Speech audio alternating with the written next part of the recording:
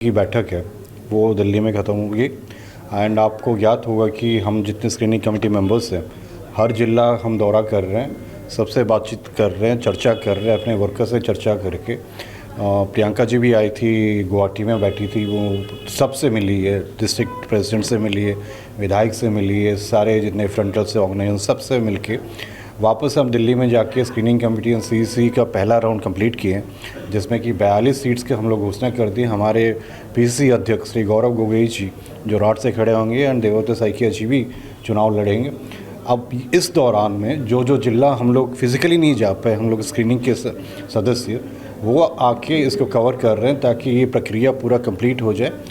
अगले इस महीने 10-11 तारीख के आसपास बाकी सीट्स भी हम घोषणा कर देंगे, उसके साथ अलायंस का भी डिक्लेरेशन भी हो जाएगा। नहीं, कैंडिडेट तो पूरा देंगे क्योंकि हम लोग का कोई अलायंस नहीं बन पा रहा है जो दो मुख्य पार्टी से यहाँ पे हर जगह देंगे। एंड क्योंकि हमेशा ये सीट्स हम छोड़ देते थे इसलिए हम लोग की संगठन भी थोड़ा इतनी मजबूत नहीं है, बट इस बार कैंडिडेट देंगे तो जितना जीतेंगे। बाकी आगे के टाइम में एक हम लोग का कैडर तैयार हो कि हम इलेक्शन की प्रिपरेशन भी करेंगे, तो हर जगह पे हम देंगे। यहाँ पे हम लोग का नहीं हो रहा है, कोई अलायंस नहीं हो पा रहा है। एंड हम लोग का जो अलायंस होगा वो कार्बी आंगलोंग एंड पश्चिम कार्बी आंगलोंग में हो रहा है। बाकी आपको पीसीसी की तरफ से ये ज्ञात कर लेंगे कि कौन कौन जगह पे अलायंस हो रहा है। बट यहाँ बीटीआर में 15 सीट में हर सीट पे हम चुनाव लड़ेंगे। आज चर्चा होने के बाद हम दिल्ली जाएंगे, फिर 9-10 को हम लोग की स्क्रीनिंग की बैठक बैठेगी, सीईसी की बैठक होगा, उसके बाद डिक्लेयर कर देंगे हम।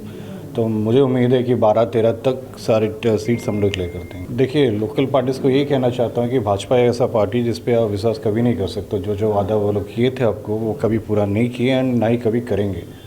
तो कांग्रेस ही ये ऐसे ऑल्टरनेटिव पार्टी है जिसमें आपको दिल खोल के आगे बढ़ना चाहिए, एक ओपन रखना चाहिए। एंड हमसे चर्चा करना चाहते हैं तो हमारे नेता हमेशा तैयार हैं। पीपल के लिए दरवाज़ा खुला रहता है, कांग्रेस हमेशा खुला रहता है। जो भी हम लोग के साथ आना चाहता है, जो हमारे विचारधारा से जुड़ा हुआ होता है, जो एक गांधी का आइडिया में, स्वराज का आइडिया में जो आगे बढ़ना चाहता है, जिसको और फेडरलिज्म में और सशक्तिकरण चाहिए, उसके लिए हमेशा दरवाज़ा खुला रहता है। उम्मीद तो हम करेंगे, बट लोगों के ऊपर है कि लोग जो हमें आशीर्वाद देंगे तो हम निश्चिंत बहुत अच्छा प्रदर्शन करेंगे।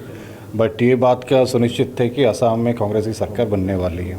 हमारे नंबर्स नहीं है, हम हॉर्स ट्रेडिंग पे विश्वास नहीं करते हैं, इसलिए हमने कोई सीट दिए नहीं खाली ज़बरदस्ती हॉर्स ट्रेडिंग करने के लिए।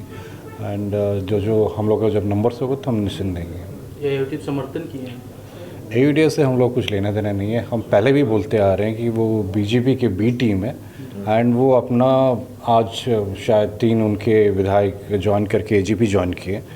तो इसका क्या मतलब है? आप अगर बीजेपी से लड़ाई करते हो तो आप उस पार्टी से रिज़ाइन करके फिर बीजेपी में जाते हो, जो कि यूडीएफ के पूरा विचारधारा के विरोध पार्टी है। तो यही कहलाता है कि वो पहले से मिले हुए हैं। ये सब ड्रामा लोगों को धोखा देने के लिए करते हैं।